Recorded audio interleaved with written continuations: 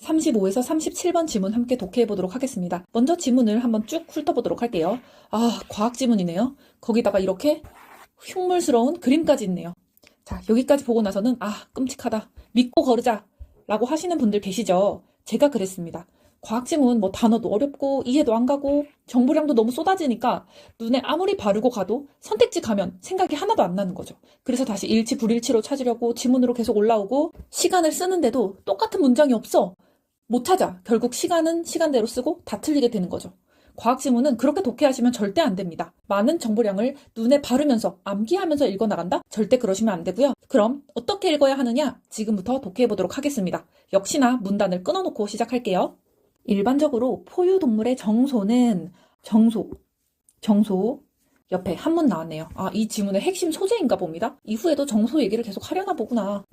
포유동물의 정소는 초기 발생 단계에서 난소와 동일한 부위인 복부 내 등 쪽에서 형성된 후 차츰 아래쪽으로 이동하여 복부 밖에 있는 정낭으로 들어오게 된다. 아무 생각 없이 읽으면 그냥 지나칠 수도 있는데 여기서 보시면 난소와 동일한 부위인 복부 내 등 쪽에서 형성된 후 이런 말을 했어요. 난소와 동일한 부위?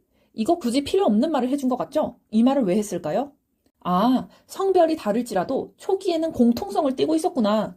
이렇게 생물학적 배경 지식이 따로 없어도 날카로운 눈으로 독해를 하시면 남녀 모두 처음엔 똑같은 곳에서 똑같이 위치해서 시작했구나. 이 정도는 누구나 파악하실 수 있을 겁니다. 자, 지금 첫 문단에서 첫 문장 읽어봤는데요. 지금 순서와 단계가 나왔어요. 순서와 단계는 지문 중간에 나와도 중요한데 지금 첫 문단, 첫 문장에서 나왔다? 무조건 화살표로 끊어주면서 다 체크를 해주셔야 됩니다. 등 쪽에서 형성된 후에 차츰 아래쪽으로 이동을 해서 복부 밖에 있는 정낭으로 들어온다. 이 순서구나. 그런데 정낭에도 한문이 쓰였습니다. 뭐야? 정낭도 이 지문의 핵심 소재인가 보네? 정소랑 정낭이 중요한가 보다. 자, 그리고 우리가 첫 문단에서 반드시 해야 할 일을 잊으시면 안 됩니다. 글쓴이가 하고 싶은 말이 무엇인지, 어떤 차원으로 우리가 지문을 독해해 나가야 하는지 가장 거시적이고 높은 차원의 틀을 첫 문단에서 잡아야 됩니다. 일단은 어떤 차원을 잡더라도 보조 차원인지 아니면 가장 거시적인 주 차원인지 알 수 없으니까 하나하나 체크하면서 넘어가 보도록 할게요. 지금 첫 문단, 첫 문장 한번 조금 더 세밀하게 살펴볼게요. 복부 내, 복부 안쪽에서 형성이 돼서 아래쪽으로 이동하다가 복부 밖에 있는 정낭으로 들어간다? 여기서는 안과 밖이라는 차원이 사용이 됐네. 그 다음 문장 읽어볼게요. 정소의 온도는 체온보다 낮은데 이는 열에 약한 생식세포를 체온으로부터 보호함으로써 정자를 생산하는데 알맞은 환경을 조성하기 위함이다. 정소의 온도가 체온보다 낮기 때문에 이 낮은 온도 때문에 정자를 생산하는데 알맞은 환경 조성이라는 목적을 이룰 수 있구나. 수단과 목적? 차원도 사용이 됐네. 또 이렇게도 볼 수 있죠. 정소의 온도가 체온보다 낮기 때문에 이게 원인이기 때문에 정자를 생산하는데 알맞은 환경이 조성되는 거야. 이건 인과관계야. 이렇게도 볼 수 있습니다. 지금 여기까지는 사실 이 글쓴이가 하고 싶은 말이 무엇인지 알 수가 없습니다. 그냥 단순히 정보 전달형으로 설명만 하고 있는 거죠. 이런 식으로 쭉 정보만 왕창 쏟아내고 가려나? 한번 계속 읽어볼게요. 한편 다른 체내 기관들처럼 정소도 정상적인 기능을 하기 위해서는 혈액을 지속적으로 공급받아야 하는데 이렇게 혈액을 공급받다 보면 혈액이 지닌 열까지도 정소로 운반되기 때문에 정소의 온도가 상승하여 체온과 같아지게 될 것이다. 이것도 읽으면서 눈치채셨겠지만 인과 사스로 엮여 있죠. 혈액을 공급받다 보면 열도 정소로 운반되기 때문에 정소의 온도가 상승하여 결국엔 체온과 같아지게 될 것이다. 이렇게 체크 순서 화살표 표시를 해두면 혹시나 문제로 갔더라도 순서가 문제로 나왔는데 헷갈리네? 라고 하면 이렇게 올라와서 화살표를 확인하시면 되겠죠. 방금 읽은 이 긴 한 문장이 지금 이 문단에서 하는 역할이 뭘까요? 지금 앞에서 정소의 정상적인 기능을 얘기했었는데 지금 읽은 이 문장이 정상적인 기능을 정면으로 위협하고 있죠. 지금 이 생각이 이 문단에 숨어있는 더 깊은 차원으로 연결되시면 됩니다. 정상 상태와 위협 요인에 대해서 형광펜 치면서 조금 구체적으로 파악을 해볼게요. 정소의 온도는 체온보다 낮은데 이게 정상 상태죠. 체온보다 낮은 온도에서 정소가 있어야 되는데 이것을 위협하는 게 뭐죠? 혈액을 공급받다. 혈액이 공급되면 정소의 온도가 상승하니까 또 정자를 생산하는데 알맞은 환경이 조성되는 것이 정상 상태인데 혈액이 지닌 열까지 정소로 운반되는 게 지금 위에 있는 알맞은 환경을 위협하고 있네요. 세 번째, 복부 밖에 외부의 정낭이 위치함으로써 생식세포를 체온으로부터 보호를 해야 하는데 이것을 위협하는 게 뭐죠? 정소의 온도의 상승으로 체온과 같아지게 될 것이다. 이렇게 정상 상태를 위협하고 있습니다. 이 윗부분이 정상적으로 존재해야 하는 상태고 방금 설명한 아랫부분이 그 정상 상태를 붕괴시키려는 요인이 됩니다. 즉, 이 문단은 단순히 정소의 위치와 온도를 설명해주는 문단이 아니라 지금 이렇게 정상 상태를 위험 요인이 이거를 깨려고 하면서 긴장 상태가 숨어 있다는 것을 눈치채시면 훌륭합니다. 자, 그럼 마지막 문장도 읽어볼게요. 그렇다면 정소는 어떠한 방법으로 자신의 온도를 체온보다 낮게 유지할 수 있는가? 라면서 질문으로 끝나고 있습니다. 자, 이 마지막 문장 무슨 의미일까요? 정소가 어떤 방법으로 자신의 온도를 체온보다 낮게 유지할 수 있어? 이 말은 자, 뒷부분에서 어떻게 어떠한 방법으로 정상 메커니즘이 돌아가는지 내가 설명해 줄게 라는 의미겠죠. 자, 그리고 이제부터 뒷문단을 읽을 때는 이 마지막 질문에 대한 정답을 찾는다는 느낌으로 읽어주시면 됩니다. 그리고 여기서 꿀팁 하나. 시간이 없다. 지금 이 지문이 남았는데 지금 시험이 2분 남았어. 2분 남았고 지금 컴사로 막 풀고 있어. 그런데 지금 첫 문단은 중요하다고 하니까 읽었어. 근데 지금 미치겠죠? 그러면 지금 두 번째로 읽히지도 않아요? 그럼 어디로 간다? 마지막 문단으로 가라. 첫 문단에서 질문으로 끝났어. 근데 시험이 2분 남았어 하면 마지막 문단으로 가라. 거기에 질문에 대한 답이 있다. 그러면 최소 한 문제는 풀린다. 라고 제가 꿀팁으로 말씀을 드렸습니다. 하지만 이런 것만 가져가시면 진짜 언어의 실력을 늘릴 수가 없으니까 이거는 정말 위태로울 때 그때 사용을 하시고 두 번째 문단으로 들어가기 전에 아주 고급 버전으로 이 문단에 숨어있는 더 깊은 차원 함께 하나만 더 생각을 해볼게요. 혹시 눈치채신 분들도 계실 텐데 이 문단에 어쩔 수 없음 이 두 번 등장합니다. 어디 있을까요? 어쩔 수 없음. 첫 번째, 정소는 체온보다 낮아야 한다. 왜? 생식세포를 보호해야 되니까. 또 두 번째, 정소는 혈액 공급을 받아야 된다. 기관의 정상 기능 작동을 위해서. 이 둘은 모두 필연적인 거죠. 그런데 혈액을 공급받고 열까지도 운반되고 정소의 온도도 상승해서 체온과 같아지게 되면 정소의 온도가 체온보다 낮아야 된다는 목적이 파괴되죠. 두 번째 필연적인 요소가 첫 번째 필연적인 요소를 지금 파괴하고 있네요. 이런 구조가 숨어 있습니다. 그래서 지금 마지막 문장, 그렇다면 정소는 어떠한 방법으로 자신의 온도를 체온보다 낮게 유지할 수 있는가? 이 문장은 사실 이렇게 바꿔 읽을 수 있습니다. 필연과 필연이 충돌할 때 생물은 어떤 구조적 해결책을 마련하는가? 이렇게 깊게 생각을 했다면 뒷문단 내용을 예측하실 수 있을 거예요. 아, 정소의 기능이 정상적으로 작동되려면 이 메커니즘을 깨야겠다.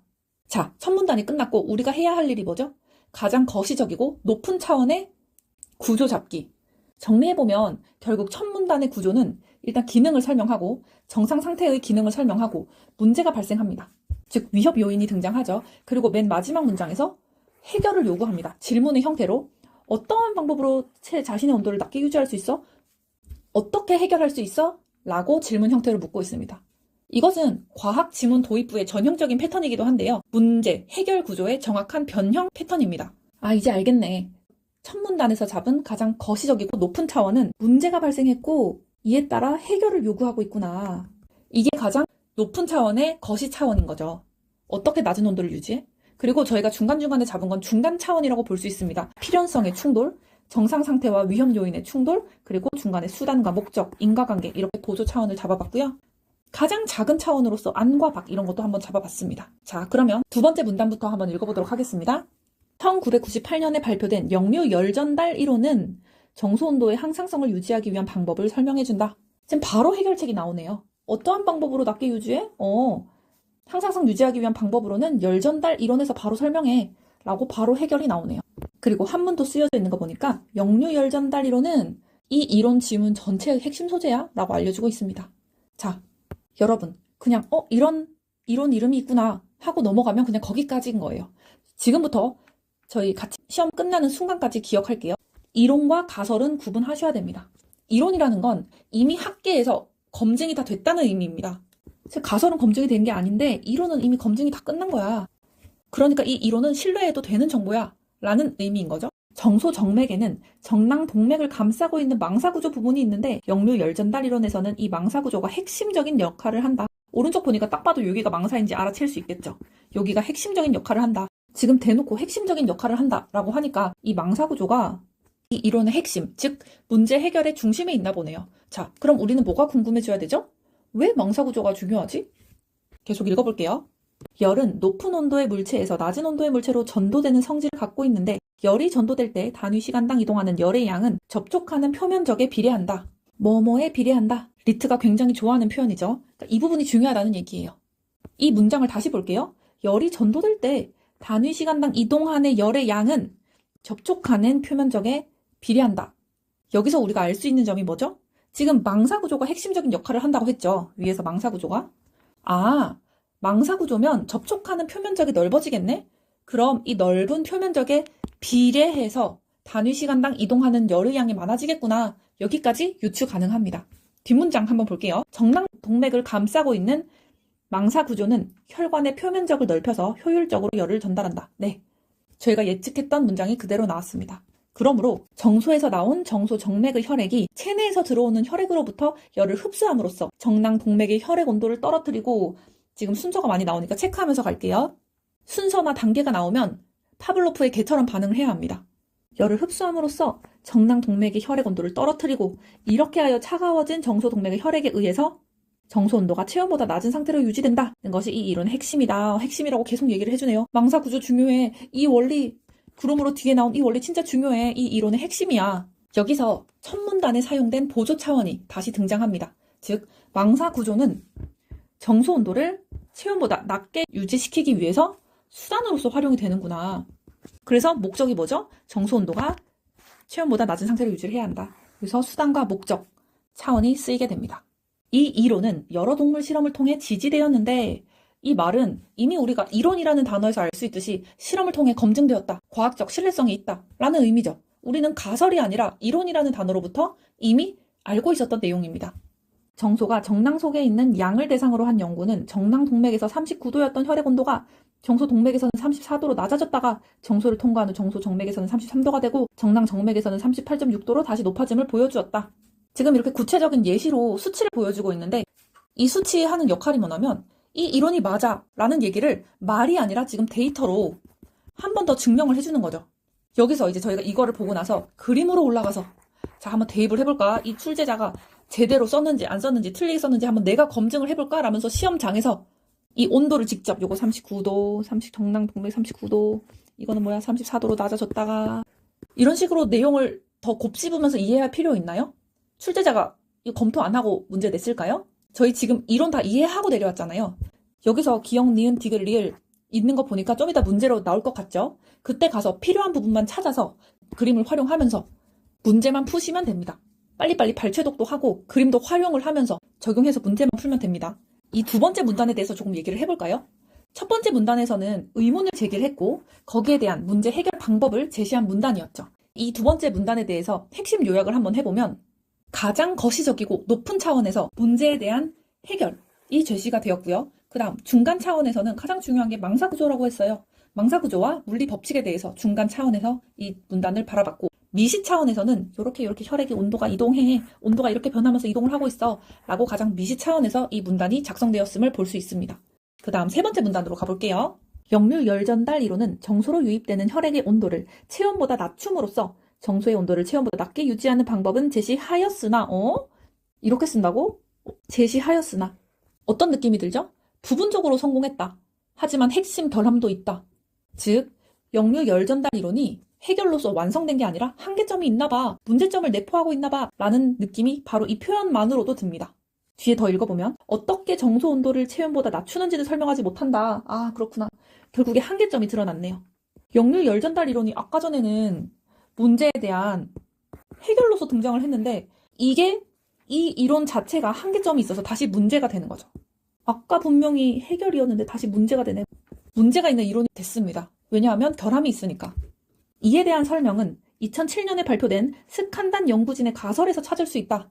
위에서 역류 열전달 이론이 어떻게 정소 온도를 체온보다 낮추는지는 설명하지 못했는데 거기에 대한 설명을 스칸단 연구진의 가설에서 정답이 나왔다는 얘기예요. 아, 지금 스칸단 연구진의 가설이 해결로서 등장을 하는구나. 아, 이 지문 문제 해결이 중첩적으로 사용된 연쇄 구조구나. 이거를 눈치채셔야 됩니다.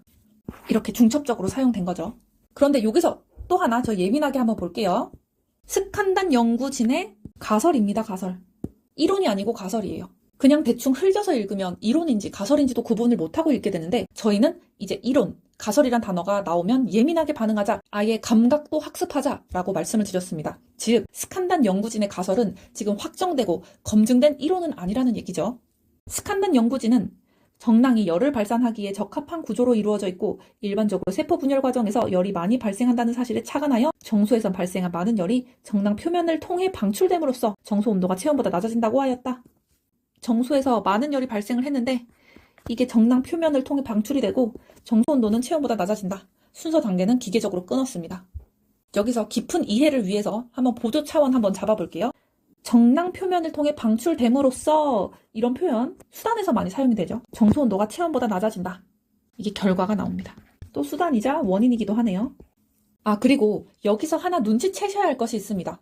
첫 문단에서 제가 핵심 소재를 계속 말씀을 드리는데 정소와 정낭이 한문이 들어갔고 이게 핵심 소재일 거다라고 얘기를 했었죠. 저희 두 번째 문단에서 역류 열전달 이론은 지금 정소의 구조를 집중적으로 얘기를 하고 있고 지금 세 번째 문단 스칸단 연구진의 가설은 두 번째로 얘기한 정낭의 구조에 대해서 구체적으로 이렇게 얘기를 하고 있습니다. 날카로운 감각을 계속 유지하다 보면 첫 문단을 읽을 때 그 다음 문단은 이렇게 되고 그 다음 문단은 이렇게 어떤 걸 중점적으로 얘기를 하게 될지 예측을 할 수 있게 됩니다. 인과관계, 수단 결과라는 보조 차원도 느끼면서 계속 읽어볼게요.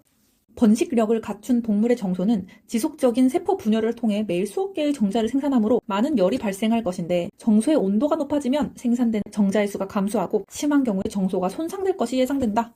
여기서 위험성을 제시하면서 가설의 필요성을 강화시키고 있고요. 뒤에 실제로 복부 밖에 정소가 있는 동물이 기온이 매우 높은 환경에 노출되었을 경우에는 일시적으로 배출 정자수가 감소하며 반대의 경우에는 일시적으로 배출 정자수가 증가하는 것을 볼 수 있다. 가설을 현실에 연결도 하고 있습니다.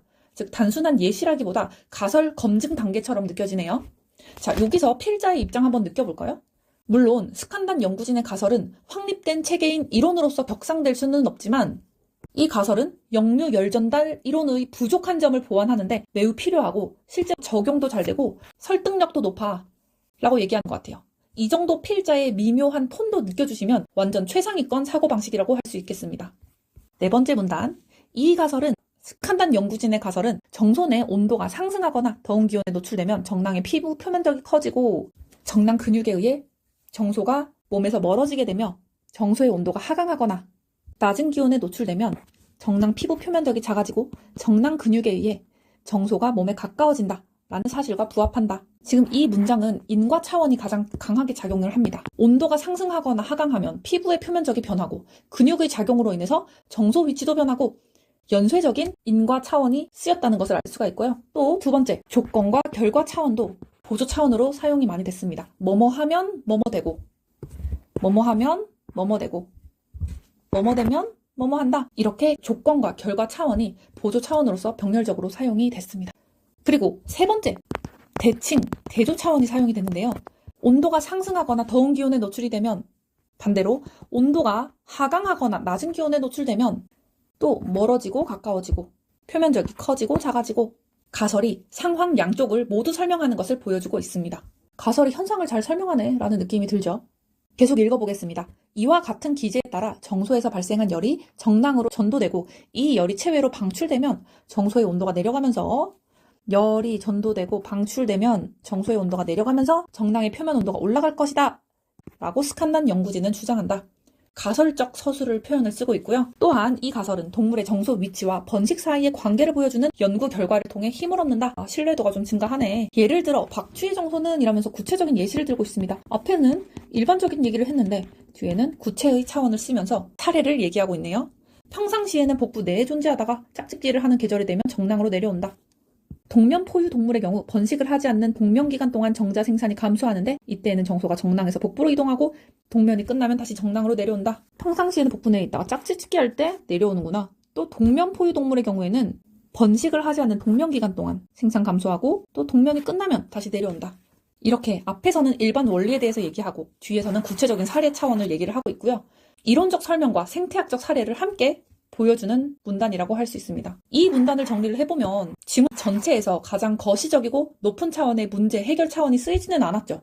하지만 이미 제시된 가설을 검증, 보강, 확장하는 단계로 쓰인 문단으로 보이고 또 이 구조를 탄탄하게 하기 위해서 총 5가지 보조 차원이 사용이 됐습니다. 저희가 얘기했었죠. 가장 강하게 보이는 것 첫 번째, 인가 차원. 온도가 상승하거나 하강할 때 피부 표면적이 변화한다. 또 근육작용으로 정소의 위치도 변하고 열이 전도되면 체외로 방출돼서 온도가 변한다 라고 이렇게 연쇄 인과적인 보조 차원도 보여드렸고 두 번째는 조건 결과도 보여드렸습니다. 뭐뭐 하게 되면 뭐뭐 하고, 뭐뭐 하면 뭐뭐 한다. 또 세 번째로 대칭, 대조 차원도 저희가 설명을 드렸죠. 상승, 하강, 덥고 춥고, 커지고 작아지고, 멀어지고 가까워진다. 이런 식으로 가설이 상황 양쪽을 모두 설명하는 것도 보여주었고요. 또 일반 원리에서 구체 사례로 나아가는 것. 마지막, 제가 5가지라고 얘기했는데 선생님 지금까지 4개밖에 말씀 안 해주셨는데요. 네, 5번째도 약하지만 존재합니다. 5번째 설명을 드리면 목적과 기능이에요.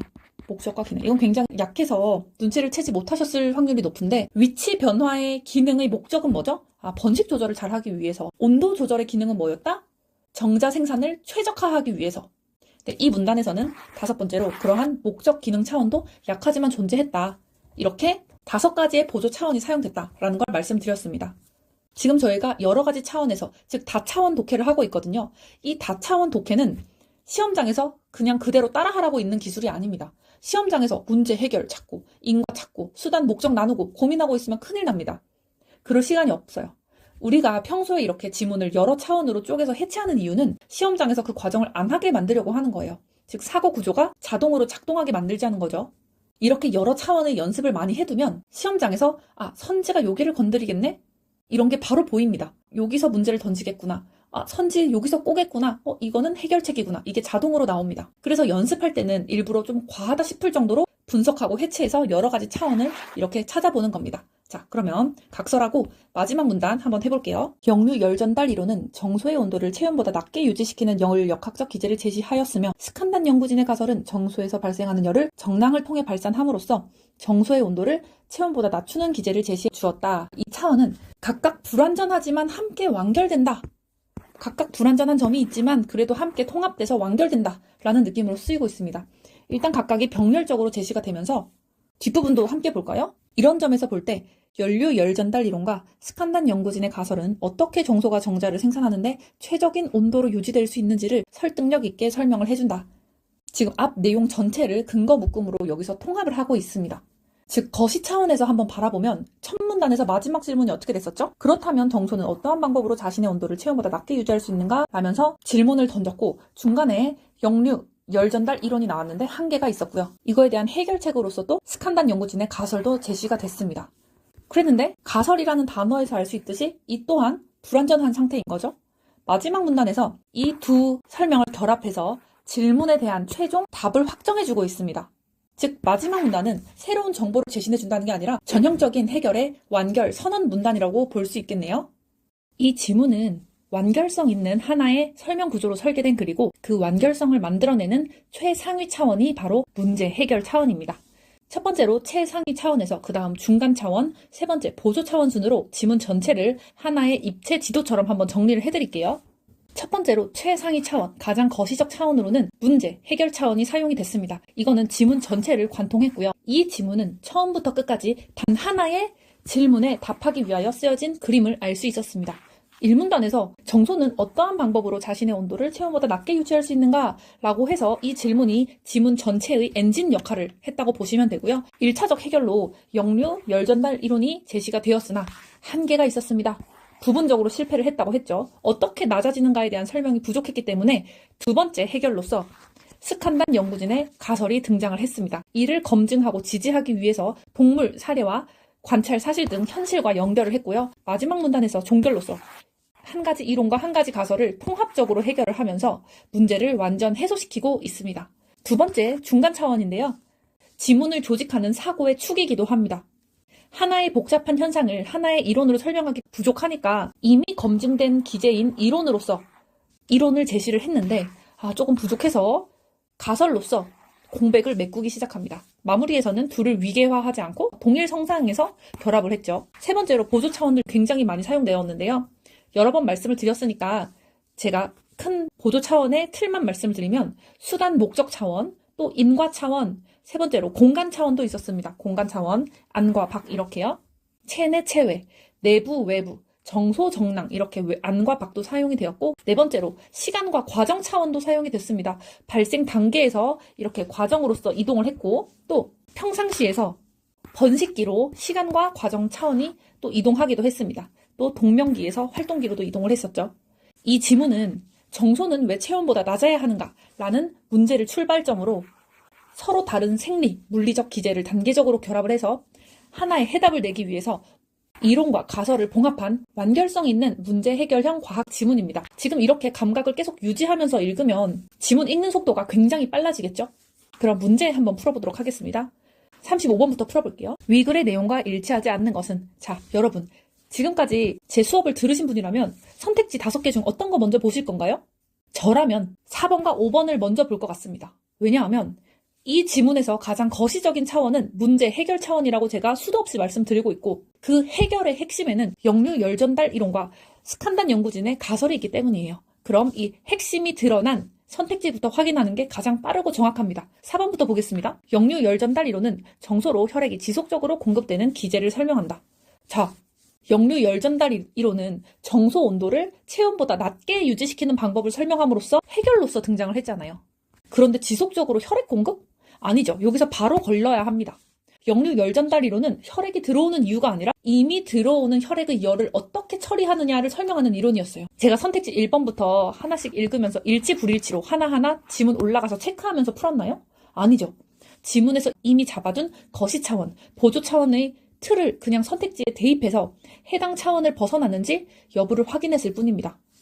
문제 해결의 차원으로 바로 선택지가 걸러졌죠? 이렇게 풀으셔야 속도와 정확성 모두 흔들리지 않습니다. 그 다음 36번. 자, 선택지 어떤 것부터 보실 건가요?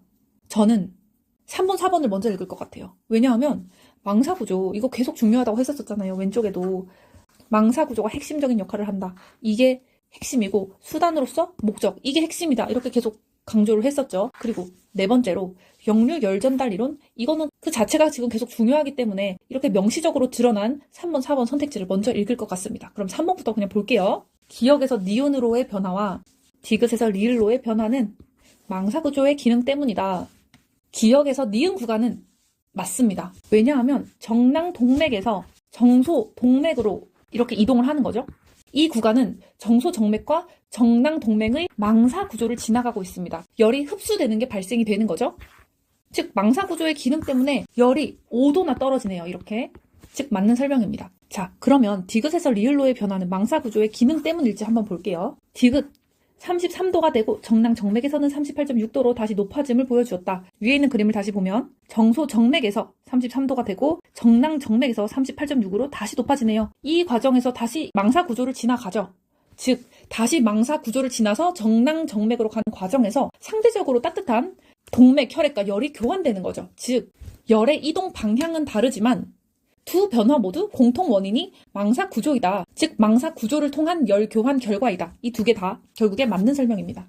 4번 니은에서 디귿으로의 변화는 역류 열전달 이론에 의해 설명된다. 니은에서 디귿의 이론은요. 지금 위의 선택지를 통해서도 알 수 있었지만 기역에서 니은으로 가는 과정은 역류 열전달 이론으로 설명이 충분히 가능했죠. 왜냐하면 혈관의 망사 구조에서 열 교환이 일어났으니까. 그런데 니은에서 디귿은 역류 열 전달 이론으로 직접 설명이 안 됩니다. 왜냐하면 니은에서 이미 온도가 낮아졌어요. 온도가 낮아진 상태에서 33도로 이미 낮아진 상태로 존재하는 구간이거든요. 그러니까 열을 더 버리는 과정이 아니라 이미 온도가 낮아진 걸 유지하고 존재하는 상태의 구간이기 때문에 이 부분은 역류 열 전달 이론으로 설명되지 않습니다. 지금 36번 문제가 하고 싶은 말은 뭐냐면 같은 온도 변화라도 어느 구간에서 어떤 기제가 작동했느냐 이것을 분리해서 제대로 봤느냐를 묻고 있는 문제라고 볼 수 있습니다. 37번 이거는 다차원 독해가 아니면 전부 그냥 상식 문제처럼 느껴져서 오히려 헷갈리는 유형이고 지금 수업을 통해서 제가 계속 강조를 드렸던 보조 차원 하나만 잡으면 자동으로 풀리는 문제입니다. 즉 이 문제는 뭐 기억해서 푼다거나 계산해서 푸는 그런 게 아니라 가설이 어떤 차원에서 성립하는지만 보면 끝나기 때문에 한번 쉽게 판단을 해볼게요.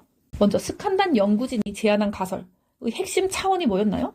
지금 인과 차원이 계속 반복해서 쓰였었고 또 조건 결과 차원의 구조가 계속 사용이 됐었죠. 더 정확하게 말하면 정소에서 열이 많이 발생하는 조건일수록 정낭을 통해 열이 발산되고 정낭 표면의 온도가 올라간다. 즉 이 스칸단 연구진 가설이 예측하는 관찰 지표는 정낭의 표면 온도 변화. 이걸 기준으로 보면 끝입니다. 엄청 쉽거든요. 한번 선택지 기억부터 볼게요.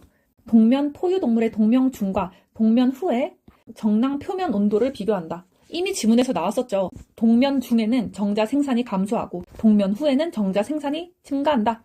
정자 생산이 된다는 건 세포가 분열한다는 거고 세포가 분열하면 열이 발생하는 거니까 결국 정랑 표면에서 온도 비교가 가능하겠죠. 따라서 가설 검증에 정확히 부합합니다. 네, 맞는 설명. 니은. 번식력을 갖춘 양과 그렇지 못한 새끼 양의 정랑 표면 온도를 비교한다. 자, 번식력이 있다는 거는 매일 수억 개의 정자가 생산이 된다는 거고, 새끼 양은 정자 생산이 없다는 거죠. 즉, 열 발생량의 차이가 극명하게 드러나겠네요. 가설의 인과 구조가 그대로 적용이 될 것 같습니다. 따라서 맞는 설명. 디귿. 박쥐의 짝짓기 계절 동안 동안과 짝짓기 계절 후에 정랑 표면 온도를 비교한다. 이것도 짝짓기 계절의 앞에서 뭐라고 했었죠? 정소가 정랑으로 내려오고 번식 활동이 증가하면 정자 생산이 증가하니까 따라서 열이 증가하겠죠. 지문에서 대표적 근거 사례로 제시가 됐었습니다. 한번 찾아가 볼까요? 여기에 등장을 했었습니다. 짝짓기 계절 동안과 짝짓기 계절 후에는 조건의 변화가 있기 때문에 열 발생량의 변화도 바로 따라오는 거고, 즉 정랑 표면 온도 측정도 가능해지는 거죠. 즉 가설 검증에 완벽히 적용이 된다고 볼 수 있습니다.